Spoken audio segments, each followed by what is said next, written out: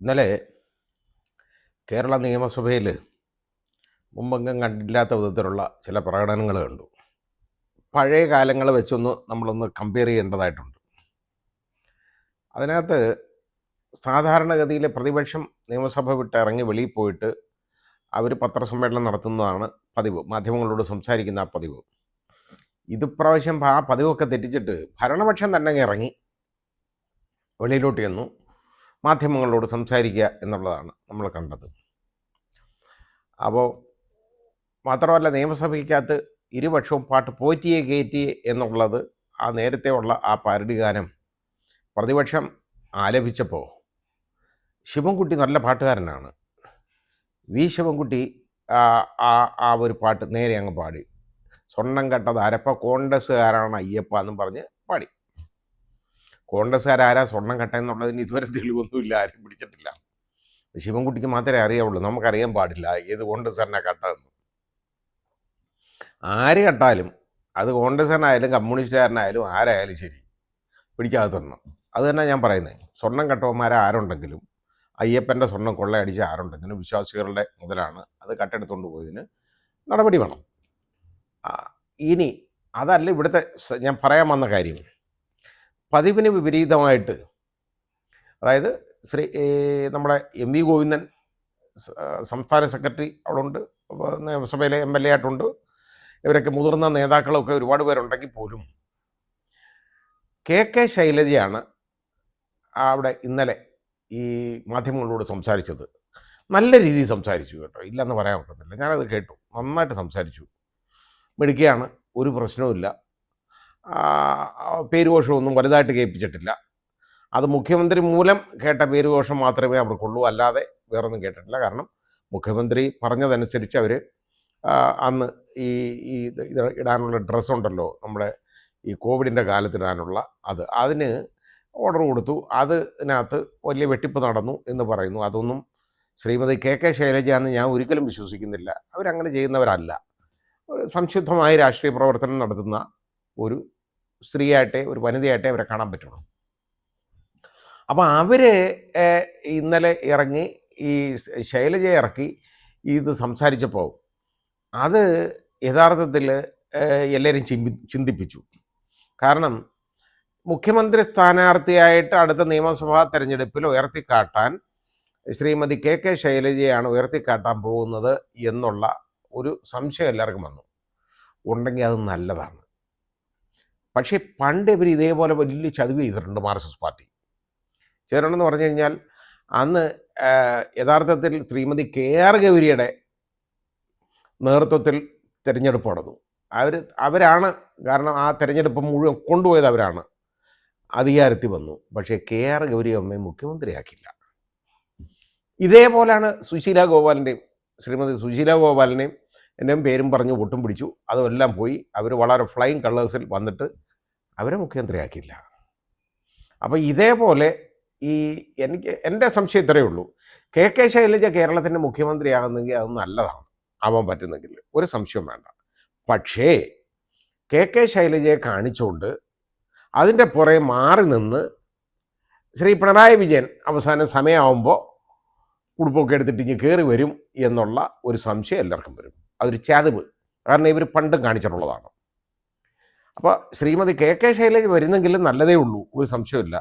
നല്ലൊരു രാഷ്ട്രീയ നേതാവാണ്, നല്ലൊരു ഭരണകർത്താവ് തന്നെ ആയിരിക്കും, അതിന് സംശയമൊന്നും വേണ്ട. പക്ഷേ അവരെ ഭരിക്കാൻ ഇവർ സമ്മതിക്കാറില്ല. അങ്ങനെ ഒരു കാര്യമുണ്ട്. അങ്ങനെ വരത്തില്ല. കാരണം അത് ഇങ്ങനെ അവരെ കാണിക്കും, വോട്ടൊക്കെ പിടിക്കും, ചിലപ്പോൾ വല്ലതൊക്കെ കിട്ടിയെന്നിരിക്കും. പിന്നെ നമ്മുടെ മുഖ്യമന്ത്രി നയിക്കുന്ന തെരഞ്ഞെടുപ്പ് എന്ന് പറഞ്ഞു കഴിഞ്ഞാൽ മുഖ്യമന്ത്രിയുടെ പേര് പറഞ്ഞാൽ 5 പൈസയുടെ വോട്ട് കിട്ടത്തില്ല, അത് ഉറപ്പാണ്. അതിന് സംശയമൊന്നും വേണ്ട.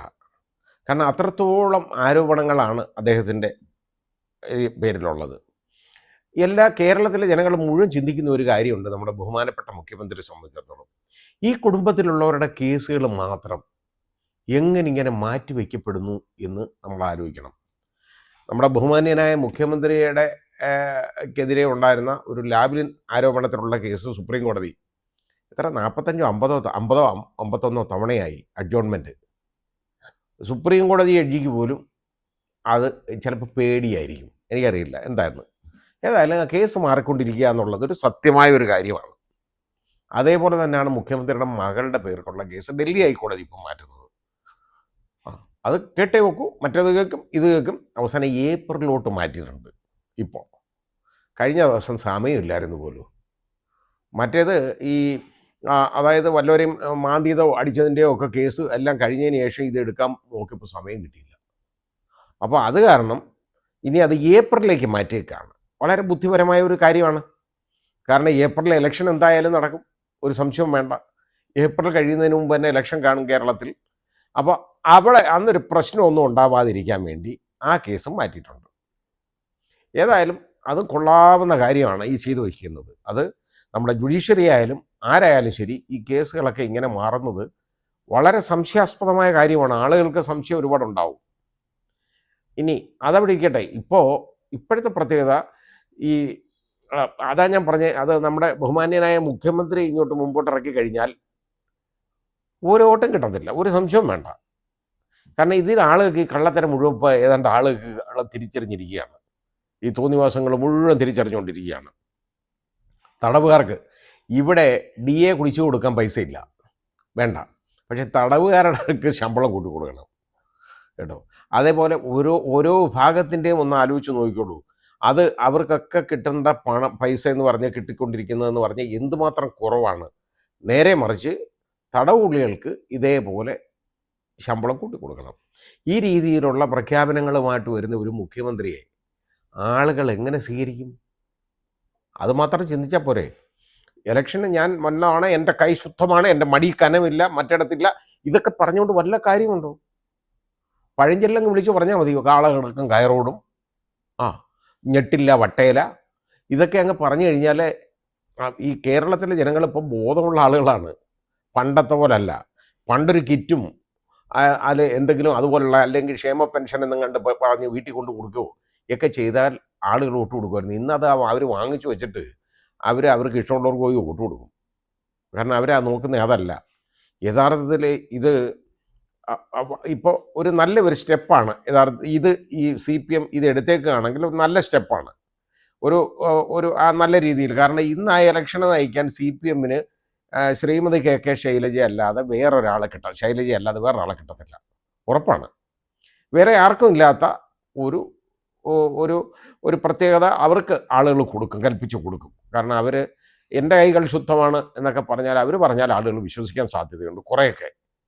അതുകൊണ്ട് മുഖ്യമന്ത്രി അങ്ങ് മാറി നിന്നുകൊണ്ട് ഇവർ മത്സരിക്കുന്നത് നല്ലതായിരിക്കും. മുഖ്യമന്ത്രി മത്സരിച്ചാൽ ആളുകൾക്ക് സംശയം വരും. വീണ്ടും സമയമാകുമ്പോൾ ഉൾപ്പെടുത്തിട്ട് ഇനി മത്സരിച്ചില്ലെങ്കിലും ഉണ്ടല്ലോ, അന്ന് മത്സരിക്കാതിരുന്നിട്ടാണ് വെളിയിൽ നാൾ വന്നത്. പക്ഷെ അതൊരു നല്ല മുഖ്യമന്ത്രിയായിരുന്നു വന്നത്, കുഴപ്പമൊന്നുമില്ല. അങ്ങനെയുള്ള പണിയുണ്ട്. മാറിയിരിക്കും, ഇരുന്നിട്ട് ഇലക്ഷനും ഒക്കെ കഴിഞ്ഞെല്ലാം കിട്ടിക്കഴിയുകയാണെന്നുണ്ടെങ്കിൽ സമയമാകുമ്പോൾ ഇഞ്ഞ് കയറാമെന്ന് വിചാരിക്കും.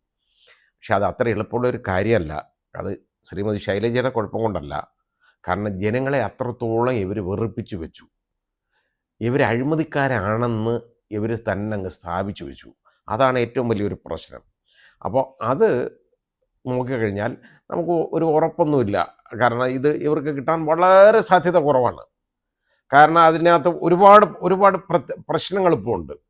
മാത്രമല്ല പല നിയോജക മണ്ഡലങ്ങളിലും യഥാർത്ഥത്തിൽ ഒരു ത്രികോണ മത്സരം വരാനും വലിയ സാധ്യതകളുണ്ട്. ത്രികോണ മത്സരം എന്ന് പറഞ്ഞാൽ ഇപ്പോൾ ഒരുപാട് സ്ഥലങ്ങളിൽ അങ്ങനെ വരാൻ സാധ്യതയുണ്ട്. BJP NDA ശക്തി ആർജിച്ചിട്ടുണ്ട് കുറച്ച്. അങ്ങനെ വരുന്ന ഉടനെ ശക്തമായിട്ട് അവർ മത്സരിക്കുകയാണെങ്കിൽ ഈ ഇടതുപക്ഷത്തിൻ്റെ വോട്ട് കുറേ പോകും. അതും ആഡഡ് അഡ്വാൻറ്റേജ് കോൺഗ്രസിനെ കിട്ടുള്ളൂ, UDFന് കിട്ടും. അതാണ് സാധ്യത വരുന്നത്. അങ്ങനെ വരാതിരിക്കുകയില്ല. കാരണം ഇവർ തമ്മിലുള്ള അന്തർധാര ഇപ്പം ഏതാണ്ട് വെളിയിലാണ്. BJPയും ഇതുപോലെ തന്നെ LDFും തമ്മിലുള്ള അന്തർധാര വെളിയിലാണ്. അതുകൊണ്ട് അത് അത്ര എളുപ്പമല്ല ഇവർക്കൊക്കെ ജയിച്ചു പോകാൻ. എന്നാലും ഒരു നല്ല മൂവാണ് ശ്രീമതി KK ശൈലജ മുഖ്യമന്ത്രി സ്ഥാനാർത്ഥിയായിട്ട് ഉയർത്തിക്കാട്ടുന്നത്. നല്ലതായിരിക്കും.